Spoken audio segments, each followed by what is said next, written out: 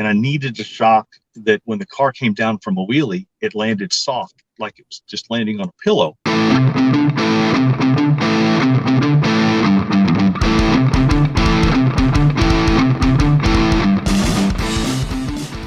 All right, welcome to this week's episode of Drag and Drive News, your source for news and entertainment in the drag and drive community. All right, guys, on this week's episode, we've got updates from the Rocky Mountain Race Week all-time racer list for 11, 12, and now 13-second ET racers. We've got Built for Drag and Drive updates for Brady, Bluma, and the Coalstang. We have event updates, including the dates for Sick Week 2023, and I go over the 2 pages of Narc's brother coverage in Sick the Mag issue 11-12.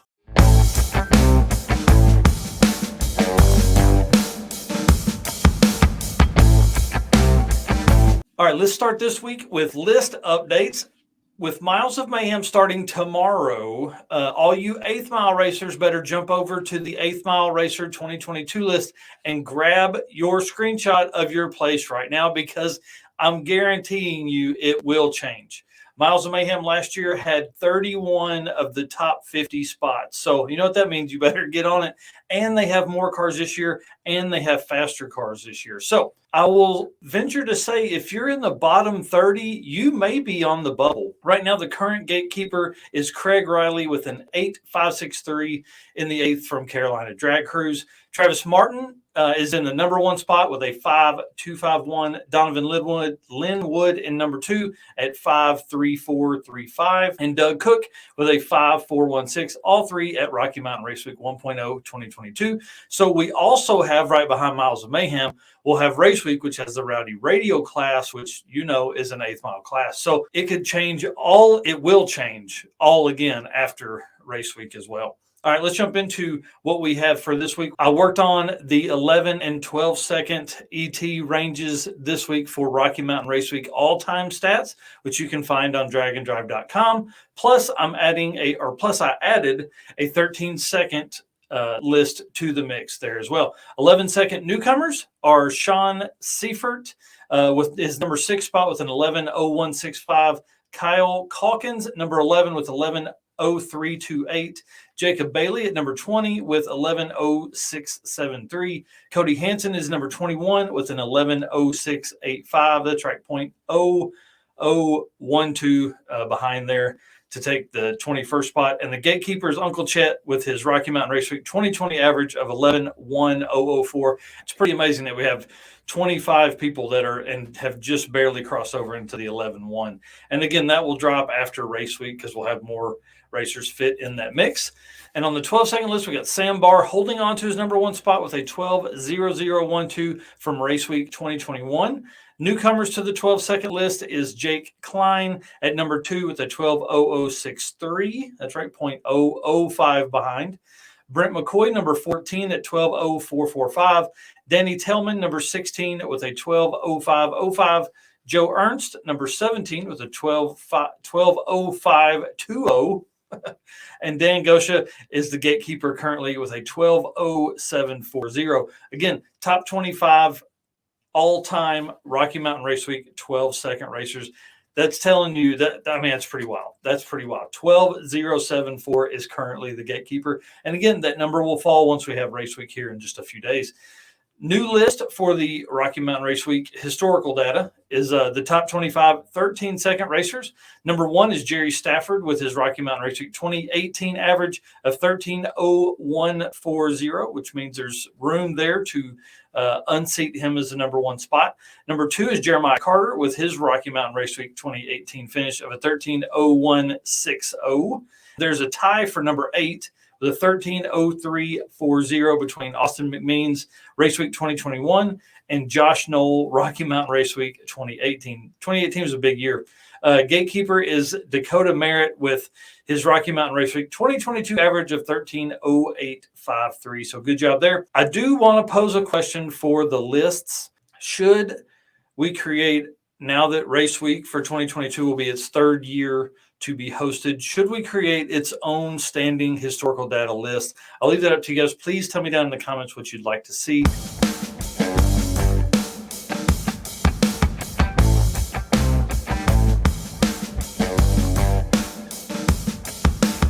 All right, let's jump into event updates. The Miles of Mayhem team are so busy. We've been texting back and forth this week. They're getting ready for the event, but did say they are excited to see everyone and are working on a live stream right now for portions of the event. That's exciting, and they'll see everyone in a few days. And remember, this event is to have fun in your race car. Let's jump into day counts. We got Miles of Mayhem. One day starts tomorrow. I hope everybody that is there, please send me pictures. I will share the crap out of all of the pictures that I received this week. Race week is in 22 days. Can't believe it. We're getting pumped for that one. Drag week, 36 days. One Guy's Garage is in 41 days. Carolina Drag Cruise, the fall event, is October 6th through 9th. It's in 54 days. Southeast Street and Yeet and the King of the Open Road fall event both fall on the weekend of November 11th through 13th. Southeast Street and Yeet by Devin and his friends actually begins the 10th of November in 89 days, and Coder in 90 days. That, I think, will be the first time we've had a drag and drive event or two drag and drive events fall on the same weekend. So I'm excited about that. And sick week dates, that's right, you heard that correctly in the intro. Tom announced those in a video on Wednesday. They are February 13th through 17th, which is, that's right, 184 days from right now, which sounds like a long time, but you guys know how it works. It is not a long time. We will be there. Sick week was an absolute blast. And again, if you haven't seen all the coverage, go back. We have 70 videos on our YouTube page. You can also follow Tom Bailey on YouTube, and they have a Sick the Mag YouTube channel as well. One other update I want to go over is Rich Guido and Bill Armstrong are creating a podcast together, sponsored by Stick Shift Nation Facebook page. Guys, you know those two guys are hilarious. They're even funnier together, so I cannot wait till they start rolling this stuff out. I've been messaging Bill pretty hard about getting to work on this thing. As soon as I get info on it, I'm telling you guys because I love them guys.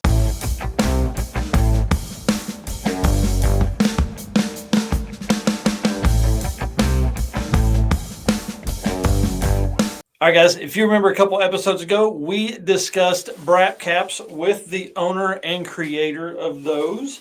You can find those again at Brap Caps. On Instagram. I don't know what is going on there. There we go.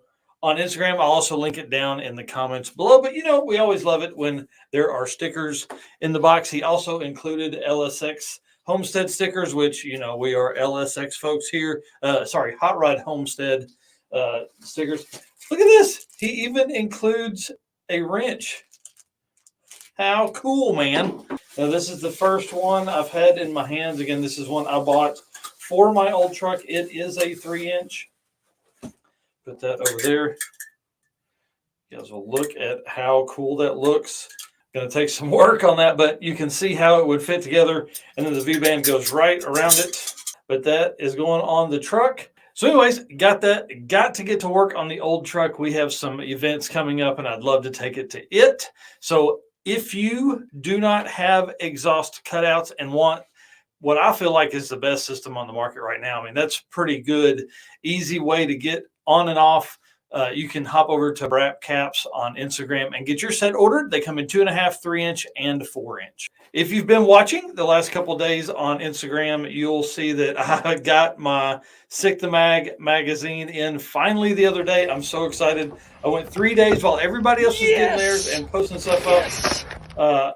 It's exciting to have this in my hand. I flipped through about every picture in here, but what I brought it out for was to show you guys this. My brother has a full 2 pages in there on Project Adam Ant, the 70 MG midget that he has built.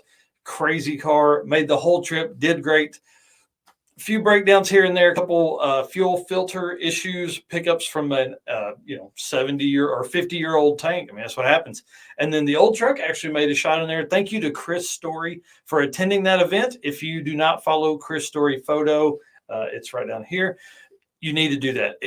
Great photographer, great dude, loves drag and drive almost as much as I do, and just does an amazing job. Great dude to hire if he's going to be at the event you are at, and I can't recommend him enough. Love that guy. This issue is one of my favorites to have read through so far. So many great articles, so many great interviews with people. It just really cements how much I need to be at all of these events, because there's so much stuff that I miss by not being at even just the few that I have missed this year. So I want to say great job to Tom and Luke and the team at Sick the Mag for coming out with such a great magazine this month, or this issue. It's awesome. If you do not subscribe, you really need to do that. sickthemag.com. And to talk about merch real quick, guys, you've got to show your addiction with your Drag and Drive Addiction merch: hats, shirts, front 10 license plates. We've got decals. Huge decals look great on windows and paint and trailers and your cabinets in the garage. I will say there is something special that's coming in the next few weeks that I will have at Race Week and then make available to the public after that. We are running a special right now, free shipping on anything you order between now and the end of September. So get your stuff ordered. If you don't have every bit, you got to order you an extra part. You purchasing that stuff helps us attend these events, and it shows your support for the Drag and Drive community. So,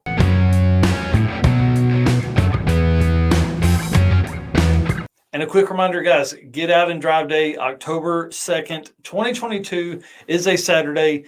Get out, enjoy the hobby, enjoy it with your friends, enjoy it doing something car related all day. If your car doesn't run, tinker on it for a little bit. If you can't tinker on it, go inside, watch a car movie, do something car hobby related on October 2nd, 2022. Make sure you tag the Get Out and Drive podcast with your activities that day. And you can also use these hashtags right here when you're out and about.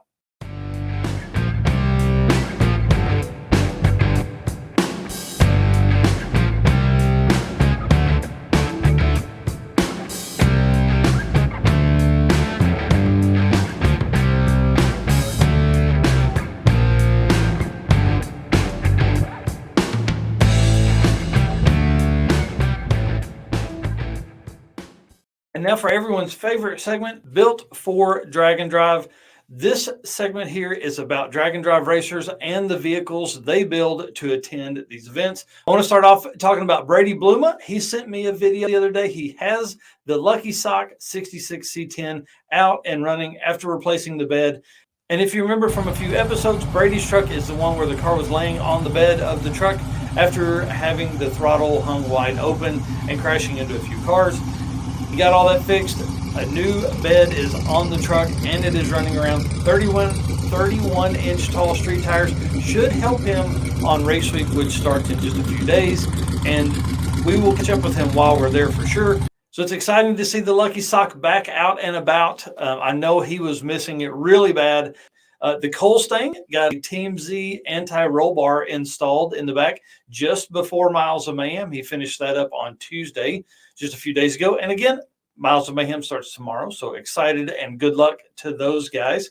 David Siddon's brother, Chris, his dart is done at paint, and they have worked all week to get it back together. David said that the painter actually did not mix the hardener correctly and had to sand it all back down and completely respray it right before so they have been thrashing like crazy. So good luck to that family. If you'll remember, David's one with the 49 gasser. Chris has the dart, and Chris's daughter, Emma, has the Dakota. So it's exciting to see an entire family taken off on this adventure. The first Drag and Drive for any of those folks. And then David's son is flying in from Toronto, coming in to enjoy the event as well. So I'm sure good luck to them.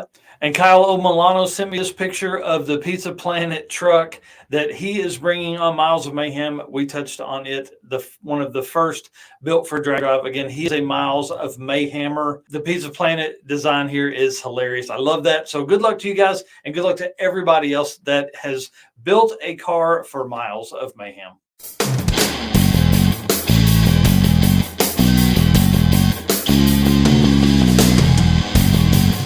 All right, and now for our feature, we have Eric Saffell of AFCO Performance Group jumping on. He's at the PDRA race this weekend at Maple Grove. Want to wish him good luck. I want to say thank you to him for jumping on early morning. You can actually hear some race cars in the early part of this interview, where he tells us all about AFCO and how his history of drag racing and drag and drive plays a big part in his daily job with AFCO. All right, guys, I'm excited. We have a guest this morning, Eric Saffell from AFCO Performance Group. Why don't you introduce yourself, tell us what you do with AFCO, and then, maybe a little bit of your history, and then also what all you guys do. All right, Mike. Hey, thanks for having me on the program. My name's Eric Saffell. I've been with AFCO Performance Group 28 plus years, started in 93. Interestingly, they didn't need a drag racer at that time. They needed a salesman in the shock game, which meant circle track. And so, here's a drag racer that's coming to a company that's circle track. I really got a great education early on what shocks do, what springs do, how to manipulate, a chassis through dynamic movement. And as a result, when we launched the drag program, I launched that in 97. I spent all of 1996 just testing. We bolted shocks on virtually anybody that would let us. And then I had a great book of starting setup. If you had a clutch car and you were running a super stock class, it started with just a few part numbers. I think I had 3 shock part numbers, a half a dozen springs, 2 radiators, and then started to expand into some of the other things that we do, for some of this drag and drive madness that's taking place. And it's so cool to see this new movement. Maybe new's not the right word, but the movement growing as it is. And so, explosion is the word.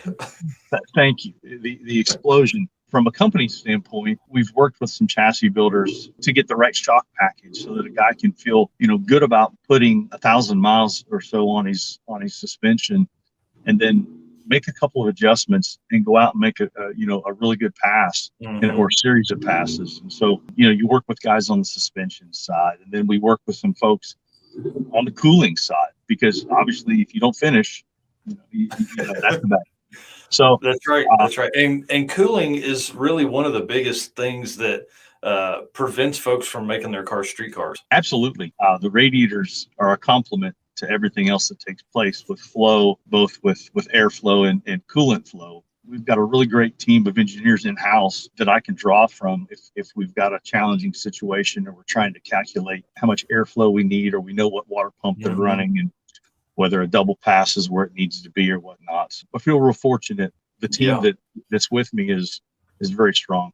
28 years, I would think the amount of stuff you've seen progress, just as far as cooling fin technology within a radiator and fan technology has been insane. Absolutely. I think back to the first radiator program that I walked into, and think about what has changed. The fins construction has changed. We talk about now fins per inch. You talk about the pitch that the fin is in there at, and the fact that the fins are louvered, and so you end up with a core that's much more efficient because the air is not just whistling through like the grill of the vehicle that you drive. I mean, we're disturbing the air, and putting more edges out there so that the heat can be drawn away from that. I can only imagine the fun your R&D team has. They may not always call it fun, because I may come back with a challenge and they think, is this real? Is this something we really need to, my plate's already overloaded. And I came back from an event and I needed a shock that when the car came down from a wheelie, it landed soft, like it was just landing on a pillow. And I came back and described to the team what we wanted. And they virtually ran me out of the shock department. Get out of here. That's not gonna know. And and I walk away. Honest to goodness, like 4 days later, I come into work. There's a note on my desk. Come see me. And they've showed on the shock graph what they had come up with, and so that's just a testament to the team, I guess. That's awesome. So you're at an event this weekend. Tell us a little bit about what you'll do there. Yeah, we good question. We've got a Freightliner conversion here that in the back's got a garage, and we carry a shock dyno with us everywhere we go. So we're set up here at the PDRA race, Maple Grove Dragway, in the staging lanes. We've got a shock display, we've got springs, we've got radiators, And so yesterday was really day one testing. We typically work the staging lanes as we talk to and meet the competitors. We'll walk through the pits. We're talking tech with the guys. Guys can come up or we can bump into them and they'll say, hey, the car, that last pass, it looked like it felt like it hooked, it spun, it hooked. What do we do? And just yesterday, we're working with a guy here, looking at his data. The car looked like it hooked, it spun, it hooked, and we were looking at the drive shaft graph, and you could kind of see what was going on. So we worked real closely with the competitors to try to help them, make better runs. And having a garage there, so are you saying you guys are changing stuff there at the track with folks too sometimes? Yeah, absolutely. We can do repairs here at the track if a guy happens to dork one up, or you see a guy that'll come and say, hey, I've made a tire change. I've gone from a stiff sidewall to a soft sidewall, or these shocks are now 9 and 10 or 10 years old, and they just don't seem to be performing. And we get that a lot. I mean, as drag racers, and I can attest being one of them, it feels like we marry our shocks and our springs for life. And that's fine, but they do need service because there's wear components in there. So yeah, we do repair work right on site, and that way guys can not miss a beat. What are some recent products that you guys have kind of come up with or released to the community that we may not know about? We've recently launched a line of spindle mount struts because we're seeing a explosion, to use the right terminology this time, and in tube chassis cars. We're going to take a pro stock car or pro mod car, and we're going to put it out on the street. Well, that car came as with a strut front end. So we've got a canister, remote canister spindle mount strut program that we can put into these cars. Wow. We've got the twist. Not being first to market can sometimes give you an advantage because we survey the market and we realize that a lot of these cars that sat real low, that had big tires that were going to go fast down to 1320, now needed to have more travel because we were going to be on less than perfectly prepped surfaces and we were going to go down the highway. Yep. So we've now got 3 different lengths of struts that not only can fit the chassis, but can give a guy a couple extra inches of travel up or down, so that we're not topping the strut out, going through a bumper, going down the highway. But also, you can fine tune that dude now, and we can get better performance because again, we're going to unleash 1,500 horsepower or north of that substantially, again on a surface that's maybe not as prepped as we'd like it to be. So more travel's an advantage. So you're not talking about street racing, are you? No. That's actually how I got my start into drag racing. My second street race ended up in court, and I lost my license for 6 months. So no, we're not talking about street racing. That's funny. Certainly there's a big movement out there for those that need more front end travel, and we can do that for them. Let's talk success stories of you guys being at the track and maybe helping a racer dial in and do well at an event. It just earlier this year we were at a race and a guy shows up, didn't went to unload the race car.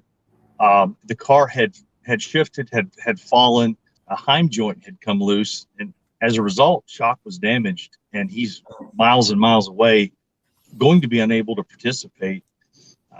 We bring that thing in, new shaft, rebuild it. In fact, we rebuilt both of them. We serial number every shock so we know what the original build code was. So we were able to match these things back up and getting back, into competition again. So that's one facet that's really cool. When you're at the racetrack, you can help a guy, but because maybe we're a little more singular minded suspension, as opposed to I got to hit the tree, I got to do this, I got to do that as a driver or tuner.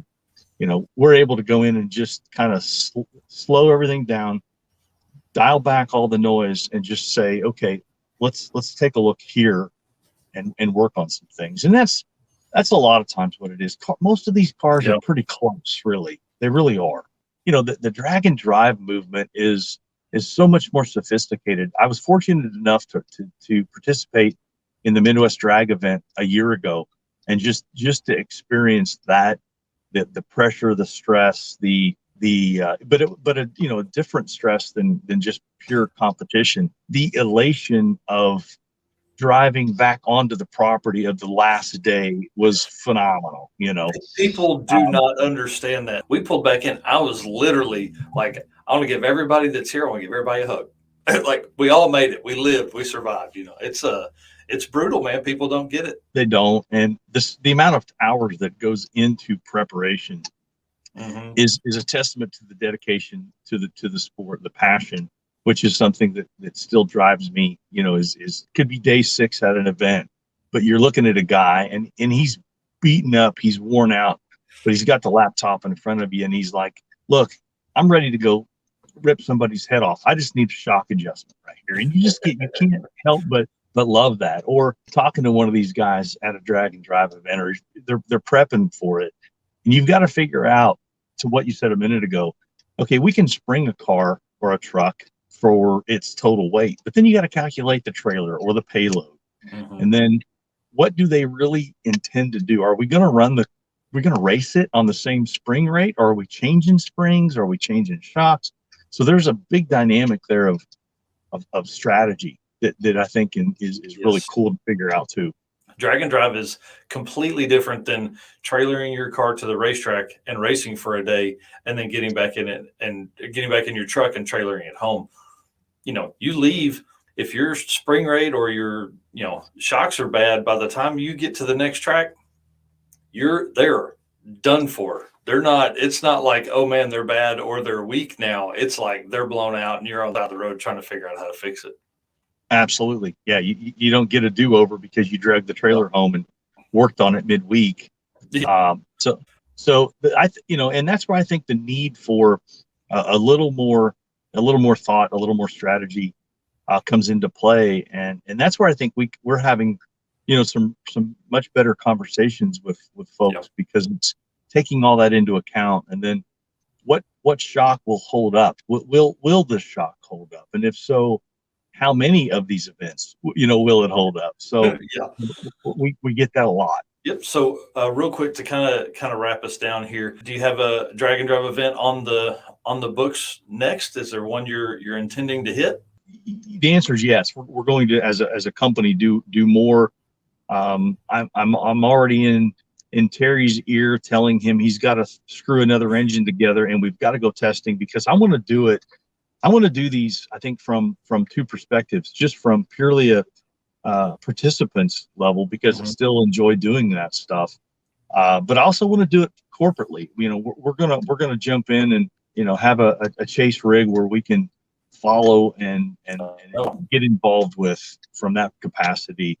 You mentioned Sick Week, where that's certainly been a big one. Hated to miss it. Couldn't get there this year. It's the drag and drive events are high on the list with our company.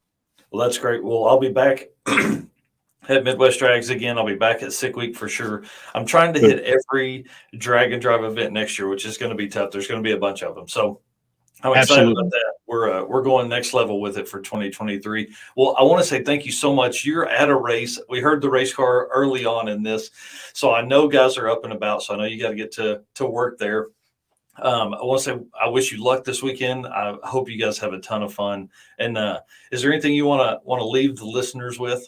The cars are starting to fire up here, and people are starting to get going a little bit. The big thing I think about when I think about what we do, the company supports every one of our employees to go to events and get out and stay current. And so to me, being at an event helps me stay in lockstep with what's taking place. And so as we walk around and talk to these racers, we're able to again stay current with what they're thinking, what they're doing, the challenges they have, because things are changing, converters are changing, tires are changing. So I feel like when we're in the field, we are able to provide better tech support, and that's really one of the things that through the years I feel like the AFCO Performance Group has been able to do, is provide very accurate technical support. So I really want to say we take great pride in working in our clients and customers. That's awesome. Well, thank you so much for spending the morning with us. I really do appreciate that, and I hope everybody learned something. Yeah, I do too.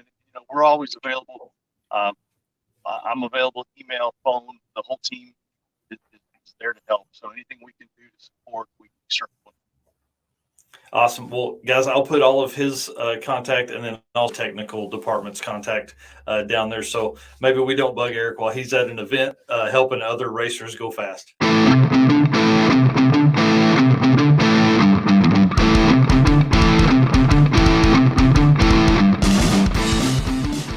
8th-mile racer list with Miles. Carolina Drag Cruise in it. It has Miles of